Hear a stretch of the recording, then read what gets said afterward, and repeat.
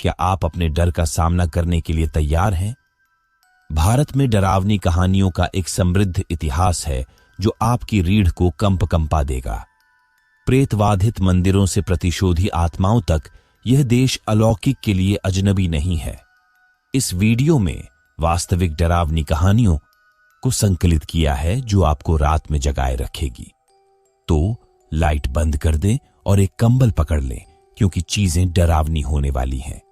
धारुण कोयंबटूर जिले के वलपरई के एक महत्वाकांक्षी दृश्य कलाकार हैं। वह पहली बार में मलयालम फिल्म उद्योग में एक दृश्य प्रभाव डिजाइनर बनने का सपना देखता है। हालांकि वह पहले से बसे दृश्य कलाकारों द्वारा भेजा जाता है क्योंकि वह इस क्षेत्र में नया है। इसके बाद उन्होंने तमिल उद्योग में आने का फैसला किया। कई दृश्य डिजाइनरों के सहायक के रूप में काम करने की कई असफल कोशिशों के बाद पीएस राजू नाम का एक व्यक्ति उसे प्रशिक्षित करने के लिए सहमत है, लेकिन उसे एक शर्त देता है। पीएस राजू को केरल के अथिरापल्ली झरने के पास स्थित एक आरक्षित और घने वर्षावनों के बारे में उनके कई दोस्तों द्वारा सूचित किया गया था। कई लोग इस जगह को खतरनाक होने का दावा करते हैं और इसमें वन अधिकारियों और पुलिस अधिकारियों सहित घुसने की आशंका जताते हैं। कुछ अधिकारियों ने एक बोल्ड और सक्रिय युवा को जंगल में प्रवेश करने के लिए कहा ताकि जंगल के बारे में कुछ जांच की जा सके और ये गतिविधियां हो। इसके बाद पीएस राजू ने धारुण को इस मिशन को पूरा करने के लिए कहा क्योंकि वह एक साहसिक लड़का है और इस मुद्दे को जल्दी से हल कर सकता है। जैसा कि वह चाहता था कि उसके सपने सफलतापूर्वक पूरे हों, धारुण इस जोखिम भरे मिशन को पूरा करने के लिए सहमत हैं। कुछ वन रेंज अधिकारियों की पूर्व अनुमति से धारुण ने उस जंगल में प्रवेश करने का फैसला किया। खुद के अलावा धारुण अपने कुछ दोस्तों को भी मनाता है, जैसे विष्णु, चरण, उनके प्रेमी धरणी और रतिक, जिनके पास भी साहसी क्षणों की प्रशंसा करने के सपने हैं। हालांकि उसने उन्हें खतरों के बारे में कुछ भी नहीं बताया जो जंगल में मौजूद होने की अफवाह थी। वन अधिकारी राम उन्हें जंगल के द्वार में गिरा देते हैं। दोस्तों, सावधान रहें और सभी बेहतरीन इस मिशन को सफलतापूर्वक पूरा करें। राम ने कहा कि वे सहमत हैं। जैसे ही वे अपना पैर जंगल में डालते हैं, सूखी पत्तियां चारों ओर उड़ने लगती हैं, पेड़ इधर उधर जाने लगते हैं, जंगल के चारों ओर भारी हवाएं चलती हैं। कुछ मिनटों के बाद पूरी जगह गहरा हो जाती है। धरुण, क्या हम जंगल में प्रवेश करेंगे? रतिक से पूछा। हां दा, चलो जंगल में चलते हैं, धारिणी ने कहा। जैसे ही वे जंगल में जाने के लिए आगे बढ़ते हैं, चारण डर जाता है और अपने चेहरे के भावों के माध्यम से किसी प्रकार का तनाव दिखाता है। ये देखते हुए धरुण पूछता है, अरे आप इस दा से बहुत डर क्यों रहे हैं? मुझे घबराहट होती है दा। इस जगह पर सब कुछ अंधेरा है। क्या हमें जोखिम लेना चाहिए? चरण से पूछा। धरुण जवाब देते हैं, हमारे सपनों को पूरा करने के लिए हमें यह जोखिम उठाना होगा। इस दुनिया में कुछ भी आसान नहीं है। हमें प्रयास करना होगा और कड़ी मेहनत करनी होगी। चरण आश्वस्त हो जाता है और जैसे ही वे जंगल में जाने के लिए आगे बढ़ते हैं, विष्णु एक विषैले सांप को देखते हैं जो जहर के साथ फिशिंग करते हैं। इसके अलावा इसने उसे काटने की कोशिश की और उसकी गर्दन को घेर लिया। घबराकर वह मदद के लिए चिल्लाता है और रतिक उससे पूछता है, अरे क्या हुआ दा? अरे एक विषैला सांप मेरी गर्दन दा में जहर के साथ फिश कर रहा था, विष्णु ने कहा। हालांकि उनके गले में कुछ भी नहीं था और रतिक ने उन्हें प्रैंक करने के लिए डांटा। जंगल में जाते समय रतिक को एक बड़ा जहरीला मकड़ी दिखाई देता है। इसके अलावा उसके पैर और बुरी तरह से डर के मारे चिल्लाते हैं। अरे रतिक, क्या हुआ? धारुण ने पूछा। रतिक ने कहा, अरे ए स्पाइडर मेरे पैर दांत के अलावा था। इसे देखने पर चरण उसे कहता है, देखो कि बारीकी से दा, वह मकड़ी नहीं है, ये जोंक है। जंगलों और पानी वाले इलाकों में ये आम है, जल्दी आओ। जाते समय विष्णु रतिक से कहते हैं, मैंने पहले ही आपको सही बताया था, इस जंगल में कुछ गड़बड़ है। जब वे जंगल के माध्यम से आगे बढ़ रहे थे, धारुण और धारिणी ने एक परित्यक्त महल, कबूतरों और धूल से घिरा हुआ, को नोटिस किया। अरे धरुण, क्या हम एक दिन इसी पैलेस में रहेंगे? रतिक से पूछा। चूंकि धरुण खुद थका हुआ और बेचैन हो गया है, वह सहमत है और वे विला में शरण लेने का फैसला करते हैं। हालांकि विला में प्रवेश करते समय धारुण अचानक रुक जाता है, चूंकि प्रवेश द्वार में एक बड़ा मकड़ी लटका हुआ था। उस मकड़ी को देखकर रतिक भयभीत हो जाता है और वह डर के मारे पसीने छूटने लगता है। पैलेस में जाते समय विष्णु एक कांच के बक्से में विषैले सांप को देखते हैं। वह पहचानता है कि यह सांप ही था जिसने उसकी गर्दन को घेर कर उसे काटने की कोशिश की थी। इस बारे में याद करते हुए विष्णु और रतिक दोनों भयानक और भय महसूस करते हैं। अगले दिन यहां तक कि चरण, धरुण और धरिणी ने पैलेस में कुछ मनोरम गतिविधियों को नोट किया। वे मछली, मटन और चिकन जैसे नॉन वेज देखते हैं और किसी के द्वारा पकाया जाता है। धरुण को जंगल में कुछ संदेह होने लगता है और इसके बाद वह अपने एलवीडी लेंस कैमरे के माध्यम से महल और जंगल के दृश्य लेता है। वह छवियों को पीएस राजू और राम को भेजता है। प्रभावित होकर राम आगे समूह को जगह में और उसके आसपास होने वाली घटनाओं की जांच करने के लिए कहता है। धीरे धीरे महल के वानिकी पक्ष गहरे हो जाते हैं और चारों ओर के कमरों में रोशनी बंद हो जाती है। इस समय धारिणी एक मृत घोड़े की बेईमानी और सड़ी हुई गंध को नोटिस करती है।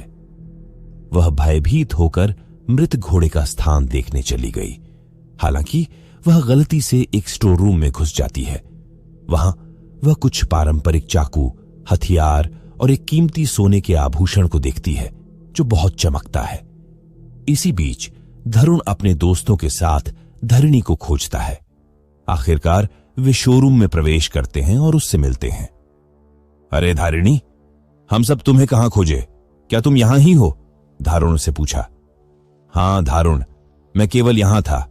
इस सोने के आभूषण को एक बार देखिए दा, धारिणी ने अपने दोस्तों और धारुण को दिखाते हुए कहा।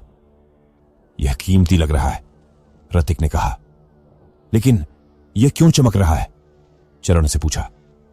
यह एक पुराना सोने का आभूषण है। इसका इस्तेमाल तमिल शासकों नामली चेरा, चोल और पांड्य के समय में किया गया था। वे इसे अपना भगवान मानते हैं, इसलिए यह बहुत चमकता है, धारुण ने कहा। धारुण को छोड़कर जब अन्य सभी ने आभूषण को छुआ, वे तुरंत अपने हाथों को लेते हैं, सदमे को सहन करने में असमर्थ। इसके अलावा ये पांचों एक घोड़े में उनके अलावा एक बुरी आत्मा का सामना करते हैं। डरकर सब भाग जाते हैं। उस भूत और आभूषणों की फोटो खींचकर धरण अकेला देर से आता है। हालांकि जैसे ही पांचों जंगलों से भागने के लिए आगे बढ़ते हैं, वे सांप और मकड़ी को देखते हुए उनका पीछा करते हैं। वह दुष्ट आत्मा अब उन पांचों को पकड़ लेती है और विषैले सांप और मकड़ी को अपने आदेशों से नियंत्रित करती है। तुम कौन हो? हमें क्यों पकड़ा है? धारुण ने पूछा। पहले आप सभी कौन हैं? आप इस जंगल में क्यों आए? इसके अलावा आरक्षित और खतरनाक होने के लिए कहा गया? भावना से पूछा। क्योंकि हमें जंगल में मौजूद खतरों को जानना चाहिए था, पांचों ने कहा। कृपया हमें छोड़ दो, हम इस जगह से बचना चाहते थे, विष्णु ने कहा। यह असंभव है। जब तक मैं आपको आदेश नहीं देता, तब तक आप कभी बाहर नहीं निकल सकते। आपको पता चल जाएगा कि मैं ऐसा क्यों कह रहा हूं जब आप फिर से विला में प्रवेश करते हैं, भावना ने कहा। सभी पांचों को फिर से एक ही पैलेस में फेंक दिया गया। उस समय धरुण ने छत में एक राजा की तस्वीर को नोटिस किया और उसे ले गया। अपनी तस्वीर के पीछे उन्होंने एक नंबर 0 नोटिस किया जो एक अलग लिखावट शैली में लिखा गया था। उलझन में वह धारिणी से पूछता है। एक प्रशिक्षित शतरंज खिलाड़ी होने के नाते वह उससे कहती है कि यह शतरंज के नाम में राजा का प्रतिनिधित्व करने के लिए इस्तेमाल किया जाने वाला प्रतीक है। मुझे लगता है जो भावना हमें मिली है वह एक राजा है, धारुण ने कहा। आप ऐसा कैसे कह सकते हैं दा? रतिक ने पूछा। बोलने की उनकी शैली और हमें संभालने का तरीका, इससे मुझे लगता है कि क्या वह एक राजा है। दोस्तों ने घर में उसके बारे में और अधिक खोज करने का फैसला किया। हर कमरे की खोज करते हुए वे अंततः एक पुरानी मूर्तिकला पुस्तक में आते हैं जिसे ताड़ के पत्तों में लिखा गया है। धरुण उसे पढ़ने लगता है। कहानी अब 16वीं सदी में लौटती है। बताई गई आत्मा का नाम रत्ना स्वामी नायर है। आय वह अथिरापल्ली साम्राज्य मद्रास राष्ट्रपति के अधीन तत्कालीन क्षेत्र का राजा था। यह स्थान अच्छे जल संसाधनों, बहुत सारे वन्य जीवों और वन संसाधनों से समृद्ध था। इन चीजों के कारण कई अन्य भारतीय राजवंश और विदेशी लोग, जिनमें चीनी, मुस्लिम शासक और ब्रिटिश साम्राज्य शामिल थे, को जलन महसूस हुई। चूंकि यह जगह तांबे और बॉक्साइट संसाधनों से समृद्ध है, कुछ चीनी इसे जगह से हथियाने का इरादा रखते हैं। इसके बाद जगह में प्रवेश करने के लिए वे कुछ भारतीय राजवंशों की मदद लेते हैं। वे सभी रत्ना स्वामी नायर के साथ एक युद्ध आयोजित करने का निर्णय लेते हैं।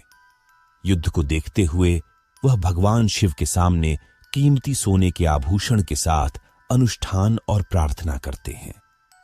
आगे नायर ने भगवान शिव से अनुरोध किया, इन स्थानों में संसाधनों का किसी के द्वारा शोषण नहीं किया जाना चाहिए। इस आभूषण की जमकर रक्षा की जानी चाहिए।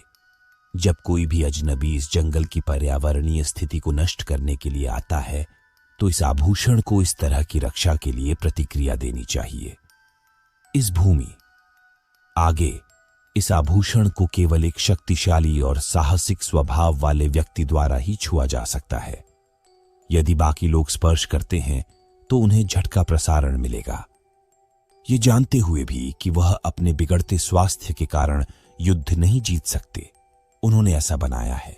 बिगड़ती सेहत के अलावा नायर ने भारतीय राजवंश और चीनी सेना की जमकर लड़ाई की और आखिरकार उन्हें हरा दिया। हालांकि फाइनल में चीनी विजयी हुए। चूंकि नायर अपना नियंत्रण खोना शुरू कर देता है और उन्होंने उसे बेरहमी से खत्म कर दिया। हालांकि जब से उन्होंने भूमि की रक्षा के लिए अनुष्ठान किया है, उनमें से सभी को नायर की आत्मा विषैले सांप और मकड़ी द्वारा मार दिया जाता है। तब से उन्होंने उन लोगों को मार डाला जिन्होंने प्राकृतिक संसाधनों को नष्ट करने के लिए गलत इरादे से इन जंगलों में प्रवेश करने की कोशिश की। वर्तमान में पुस्तक पढ़ने पर दोस्तों को दोषी महसूस होता है और आगे किसी भी कीमत पर जंगल से भागने की कोशिश करता है। इससे पहले धारुण गलती से सोने के आभूषण को छूते हैं। इसके बाद जंगल की रक्षा करने के लिए अपने पुराने कर्तव्यों पर वापस जाता है। पहली बार जब उसने छुआ तो यह शक्ति खो गई। धारुण ने धारिणी को सांप जो उसे काटने वाला था से बचाया और वे सभी जंगल से बाहर निकलने का प्रयास करते हैं। इससे पहले धारुण अपना एलवीडी कैमरा लेता है। वे जंगल से भाग जाते हैं और प्रवेश द्वार तक पहुंचने का प्रबंधन करते हैं, जबकि आकाश का गहरा पक्ष धीरे धीरे नीले रंग में बदल जाता है। कुछ दिनों बाद धारुण ने कुछ दृश्य फोटो प्रस्तुत किए जो उसने जंगल से लिए और उसे पीएस राजू को सौंप दिया। इन फोटोज को देखकर वह काफी प्रभावित हैं। अच्छी तरह से किया गया है धारुण, मुझे इस प्रकार के फोटो की उम्मीद थी, केवल पीएस राजू ने कहा।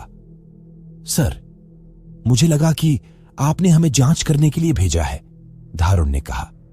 नो धारुण, मैं एक आने वाली फिल्म के लिए काम कर रहा हूं जिसे हॉन्टेड वन के नाम से जाना जाता है।